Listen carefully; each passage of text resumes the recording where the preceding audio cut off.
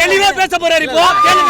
மொத மேட்ச் அடி வாங்கி போனீங்க, அப்ப பழிக்கு பழி விடுங்க. ஏங்க இல்லங்க, நான் வின் பண்ணவே பேசுவோம். இப்ப தோத்த நாங்க அமைஞ்சதாங்க போறோம்ப்பா. நீங்க கல்ல ரத்தத்தை பார்த்தேன் ப்ரோ, உங்க டி-ஷர்ட் கலரை பார்த்துட்டேன் ப்ரோ.